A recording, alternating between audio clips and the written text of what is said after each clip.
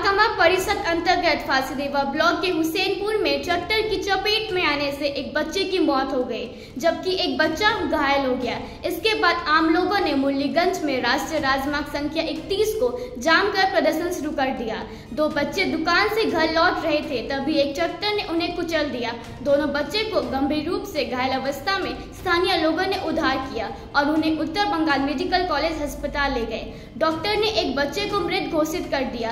इसके बाद स्थानीय लोग आक्रोशित हो गए और मुरलीगंज में राष्ट्रीय राजमार्ग संख्या 31 को जाम कर प्रदर्शन करने लगे। स्थानीय लोगों की शिकायत है कि महानंदा नदी से ट्रैक्टर अवैध रूप से बालू ले जा रहे हैं। प्रशासन को कई बार अवगत कराया गया, लेकिन प्रशासन ने कोई कार्रवाई नहीं की। यदि कदम उठाए गए होते तो ऐसा हादसा नहीं होता। लोगों ने कहा कि जब तक एसपी नहीं आएंगे तब तक सड़क जाम जारी रहेगा। हालांकि करीब 3 घंटे बाद पुलिस प्रशासन के आश्वासन के बाद आम लोगों ने जाम हटा दिया।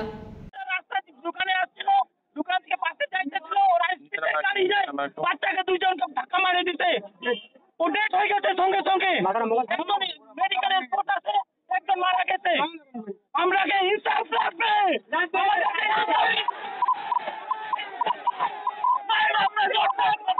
এখানে বালুর গাড়ি 24 ঘন্টা ঠিক আছে, আজকে তো ছোট ছোট ড্রাইভার চালাচ্ছে, মানে কোনো কিছু বুঝতেছে না। রাস্তাঘাটে লোক আছে না, বাচ্চা আছে না, এত স্পিডে গেছে, বাচ্চাদের দুইটা বাচ্চা সঙ্গে সঙ্গে খবর দিয়ে মেডিকেলে পুরো সিরিয়াস আছে। এখন আমরা চাই তোমার এখানে একটা ইনসাফ লাগে, আমাদের আর কিছু লাগবে না, আমাদের ইনসাফ লাগে। এখানে যে বালু মাফিয়াগুলো আছে, কি এগুলো হচ্ছে?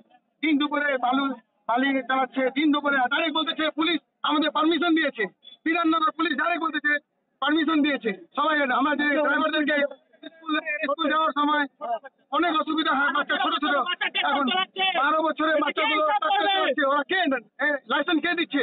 আমাদের এখানকার পুলিশগুলো দিচ্ছে। এখন ইনসাফ লাগে, আমরা আর কিছু লাগে না।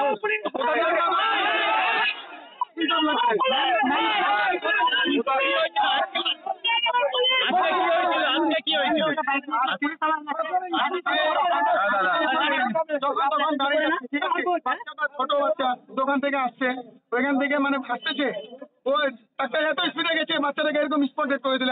দুজনকে অ্যাক্সিডেন্ট হয়েছে, একজন পুরো ইয়ে হয়ে গেছে। আমাদের দাবি এখানে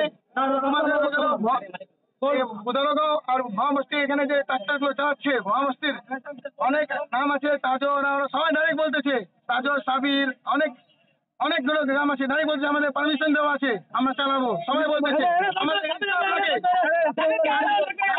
থানা থেকে, আমরা সবাই বলতেছে পুলিশ থাকে চালাতে, পানি হচ্ছে যখন বালি ওখানে থাকে, পুলিশ গুলো পাহারা থাকে বলে পুলিশ থাকে বন্ধ হয়ে গেছে, কিন্তু প্রতিদিন চলে গাড়ি। কেন চলে?